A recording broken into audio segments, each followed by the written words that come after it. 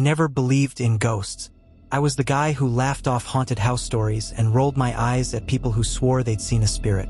That all changed after what happened last month. I moved into my new apartment on the outskirts of town. It was an old building, but the rent was cheap and the space was decent. One thing that stood out, though, was this massive antique mirror in the bedroom.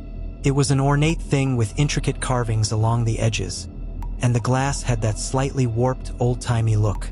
It must have been at least a century old, but it gave the room some character, so I didn't think much of it. The first couple of nights were uneventful. I unpacked, settled in, and got used to my new surroundings. But on the third night, something strange happened. I was lying in bed, half asleep, when I heard a faint scratching sound. At first, I thought it was coming from the walls, maybe mice or some other rodent. But the more I listened, the more I realized it was coming from the direction of the mirror. I sat up and stared at it in the dark. The room was silent now, but something about the mirror felt wrong. I tried to shake off the uneasy feeling, telling myself it was just my imagination. The next day, I inspected the mirror closely. Nothing seemed out of place, though the surface had a slight fogginess to it, like it hadn't been cleaned in years.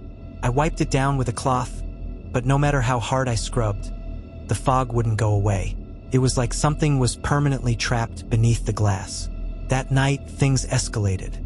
I was fast asleep when I suddenly woke up, drenched in sweat.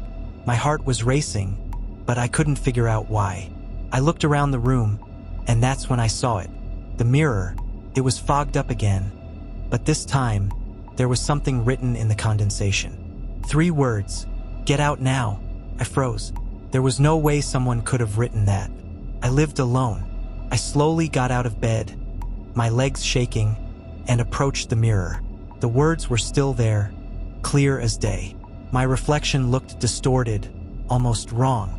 It didn't move like I did. When I raised my hand, it hesitated for a moment before mimicking the motion. I backed away, my heart pounding, and spent the rest of the night in the living room. I didn't sleep. The following day, I decided to get rid of the mirror.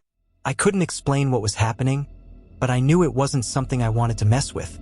I tried lifting it off the wall, but it wouldn't budge. It was like it was glued in place. I grabbed a hammer, thinking I could smash it, but just as I swung, I stopped. My reflection, it was staring back at me with a twisted grin, one I wasn't making. I dropped the hammer and ran out of the room. I called my landlord, telling him I needed help getting rid of this thing. He seemed confused, telling me there was no mirror in the apartment when he rented it to me. That didn't make any sense. I had been staring at it every day since I moved in. I went back to the bedroom, determined to take a picture of the mirror to show him. But when I opened the door, it was gone. The entire wall was bare, as if the mirror had never existed. I searched every inch of the apartment, but there was no sign of it. I even went through the hallway, checking for any hidden compartments or places it could have been moved to. Nothing. I should have left right then and there, but something kept me tethered to that apartment. Couldn't let it go. That night, I slept in the living room again, too afraid to go back into the bedroom. Around 3 a.m., I heard the scratching sound again, louder this time. It was coming from the bedroom. I stood up, my body trembling, and cautiously opened the door. The mirror was back, but this time my reflection wasn't alone. Behind me, in the glass, was a shadowy figure, tall and featureless, standing just inches away from me. I whipped around, but the room was empty. When I looked back at the mirror, the figure was gone.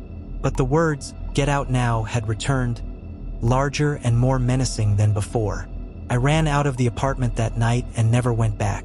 The landlord called me a few days later, saying that everything in the apartment was just as I left it, except there was no mirror. He swore up and down that it must have been something I brought in and left behind. But I know what I saw. I've tried to move on with my life, but every now and then, I'll catch a glimpse of something in reflective surfaces. A shadow, a word, a grin that isn't mine. It's always there, lurking just beneath the glass. And I can't shake the feeling that one day, it will come back for me.